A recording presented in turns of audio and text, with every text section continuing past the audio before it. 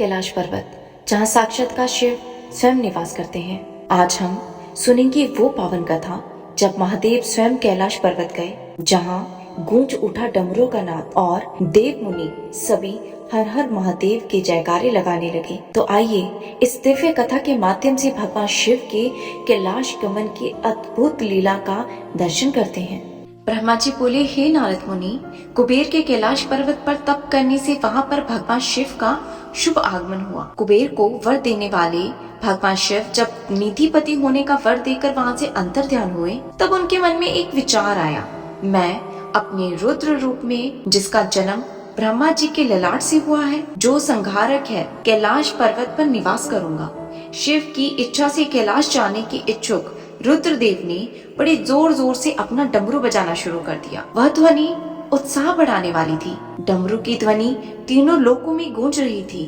उस ध्वनि में सुनने वालों को अपने पास आने का आग्रह मिल रहा था। उस डमरू की ध्वनि को सुनकर ब्रह्मा, विष्णु, महेश, सभी देवता, ऋषि मुनि, वेद शास्त्रों को जानने वाले सिद्ध लोग बड़ी उत्साह होकर कैलाश पर्वत पर पहुँचे। भगवान शिव के सारे पार्षद गणपाल जहाँ भी थे, वे कैलाश पर्वत पर पहुँच गए। साथ ही असंख्य गणों सहित अपनी लाखों करोड़ों भयानक भूत पिशाच इस सेना के साथ स्वयं शिव जी भी वहाँ पहुँचे थे। सभी गणपाल सहस्त्र भुजाओं से युक्त थे। उनके मस्तक पर जटाएं थी। सभी चंद्रचूड़, नीलकंठ और त्रिलोचन थे।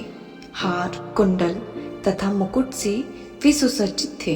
भगवान शिव ने विश्वकर्मा को कैलाश पर्वत पर निवास करने की आज्ञा दी। अपने व अपने भक्तजनों के लिए योग्य आवास तैयार करने का आदेश दिया। विश्वकर्मा ने आज्ञा पाते ही अनेकों प्रकार के सुंदर निवास स्थान बना दिए। उत्तम मुहूर्त में उन्होंने वहां प्रवेश किया। इस मधुर बेला पर सभी देवता, ऋषि मुनि और सिद्धों सहित ब्रह्मा और विष्णु जी ने भगवान शिव और माता उमावती का अभिषेक किया। विभिन्न प्रकार से उनकी पूजा अर्चना और स्तुति की। प्रभु की आरती उतारी। उस समय आकाश से फूलों की वर्षा हो रही थी। इस समय चारों ओर भगवान शिव तथा माँ उमा की जय जयकार हो रही थी। सभी की स्तुति से प्रसन्न होकर भगवान शिव ने उन्हें उनकी इच्छा के अनुसार वर दिया तथा उन्हें अभीष्ट और मनोवांछित वस्तुओं का भेंट किया। तत्पश्चात भगवान शंकर की आज्ञा लेकर सभी देवता अपने अपने निवास को चल दिए।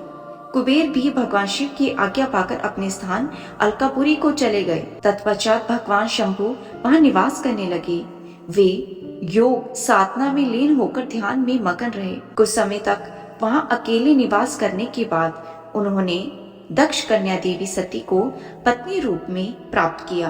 देव ऋषि अब रुद्र भगवान देवी सती के साथ वहां सुख पूर्वक विहार करने लगे। हे नारद, इस प्रकार मैंने तुम्हें भगवान शिव के रुद्र अवतार का वर्णन और कैलाश पर आगमन की उत्तम कथा सुनाई है। तुम्हें शिव जी व कुबेर की मित्रता और भगवान शिव की विभिन्न लीलाओं के विषय में बताया है। उनकी भक्ति तीनों लोकों का सुख प्रदान करने वाली तथा मनोवांछित फलों को देने वाली है।